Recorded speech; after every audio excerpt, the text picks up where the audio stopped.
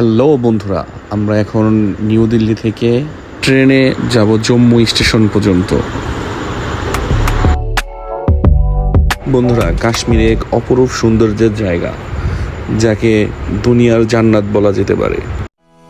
কাশ্মীরে আপনি যখনই যান, ঠান্ডা কিংবা গরম, যখনই যান তখনই দৃশ্য দেখতে পাবেন। তো বন্ধুরা, আমাদের দিল্লির হোটেল রুম থেকে বেরিয়ে চলে গেলাম সরাসরি নিউ দিল্লি রেল স্টেশনে, এবং স্টেশনে গিয়ে অপেক্ষায় রইলাম ট্রেনের জন্য। আমাদের ট্রেন ছিল রাত 11টায়, অপেক্ষার পালা শুরু। বন্ধুরা, অল্প কিছুক্ষণের মধ্যে আমাদের অপেক্ষার পালা শেষ হলো এবং আমাদের ট্রেন চলে আসতে ট্রেনে উঠে গিয়েছি। রাত 11টার দিকে উঠে সকাল 11টার দিকে আমরা জম্মু স্টেশনে নামলাম, এবং জম্মু স্টেশন থেকে আমরা গাড়ি রিজার্ভ করে চলতে শুরু করলাম পাহাড়ি আঁকাবাঁকা রাস্তা ধরে শ্রীনগর, কাশ্মীরের উদ্দেশ্যে। তো বন্ধুরা, সাথেই থাকুন এবং দেখতে থাকুন।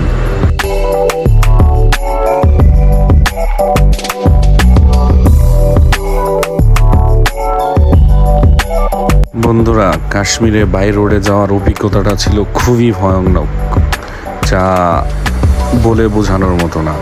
রাস্তাটা ছিল খুবই ভয়ঙ্কর, খুবই ভয়ঙ্কর, খুবই ভয়ঙ্কর। রাস্তার পাশে পাহাড়ের গায়ে যে পাথরগুলা লেগে থাকতে দেখতে পাচ্ছেন, এইগুলা এতটাই আলগা যে যে কোনো সময় গাড়ির উপরে পড়তে পারে, এবং কি আমাদের অল্প একটু সামনে একটা গাড়ির উপরে পড়ে গাড়িটা পুরো অকেজ হয়ে গিয়েছে। যেতে যেতে আমাদের প্রায় বিকেল হয়ে গিয়েছিল। তো আমরা দুপুরের খাবার না খাওয়ার কারণে ড্রাইভার সাহেব একটা জায়গায় গাড়ি ব্রেক করলো এবং আমরা দুপুরের খাবার খেয়ে আবার চললাম কাশ্মীর শ্রীনগরের উদ্দেশ্যে।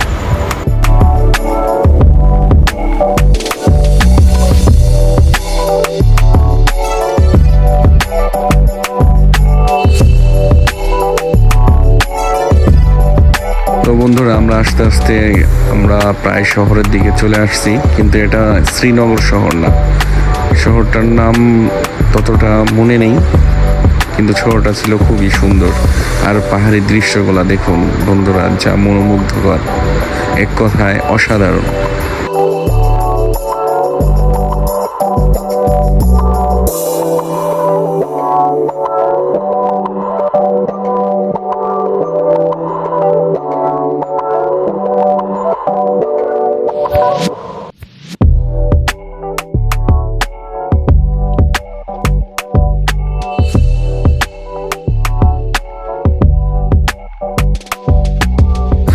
বন্ধুরা, জম্মু থেকে শ্রীনগর যাওয়ার বাই রোডে যাওয়ার সময় রাস্তায় কিছু টানেল দেখতে পাবেন, যা পাহাড়ের বুক কেটে পাহাড়ের ভিতর দিয়ে টানেলগুলা তৈরি করা হয়েছে, যার অসাধারণ অসাধারণ, যা ভাষায় প্রকাশ করার মতো না।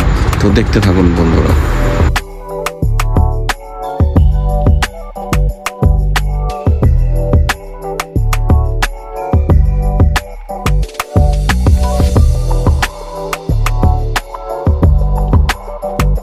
তো আমাদের যেতে যেতে অনেক রাত হয়ে গিয়েছিল, এই জন্য সামনের কোনো ভিডিও দিতে পারলাম না।